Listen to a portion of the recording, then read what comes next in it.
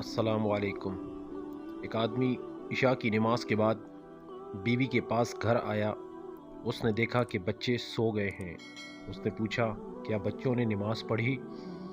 बीवी ने कहा, मेरे पास खाना नहीं था, मैंने उनको थपक थपक कर सुला दिया है, उन्होंने नमाज नहीं पढ़ी।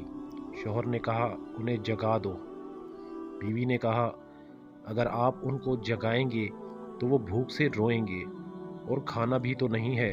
शौहर ने कहा, सुनो, मुझ पर फ़र्ज़ है उनको नमाज का हुक्म दूं, उनकी रोज़ी मेरे ज़हन में नहीं है, उन्हें जगाओ, उनका रिज़्क़ खुदा ताला के ज़िम्मे है। और खुदा ताला फरमाता है, और अपने घर वालों को नमाज का हुक्म दो और उस पर सब्र करो, हम तुमसे रिज़्क़ नहीं मांगते, हम तुम्हें रिज़्क़ देते हैं, और इसका आखिरत तो तकवा वालों की है।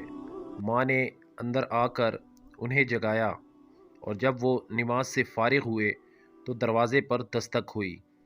एक अमीर आदमी दस्तरख्वान उठाए हुए था, जिस पर इंतहाई लजीज खाना था। मालदार ने कहा, उसे अपने घर वालों के पास ले जाओ। खावंद ने कहा, इतनी रात गए खाना लाए हो, क्या वजह है? अमीर आदमी ने कहा, मुल्क का एक रईस मेरे पास आया, मैंने उसे ये खाना दिया, और उससे पहले कि वो कुछ खाता हमारे दरमियान झगड़ा हो गया। उसने कसम खाई कि मैं कुछ नहीं खाऊंगा और बाहर चला गया। तो मैंने खाना उठाया और कहा, जहाँ भी ये जाएगा खाना उसके पास ले जाऊंगा। खुदा की कसम, आपके दरवाज़े पर आकर वो गायब हो गया।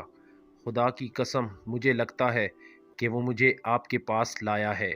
जब बंदा दिल जमी और तवक्कल के साथ रब्बुल आलमीन की इबादत करता है तो अल्लाह ताला हर किस्म के रिस्क के दरवाज़े खोल देता है। फिर वो रिस्क औलाद की सूरत में हो, या माल की शक्ल में हो, या मनसब व शोहरत की सूरत में हो, या हुस्न जमाल की शक्ल में हो, अल्लाह ताला हर किस्म के दरवाज़े खोल देता है।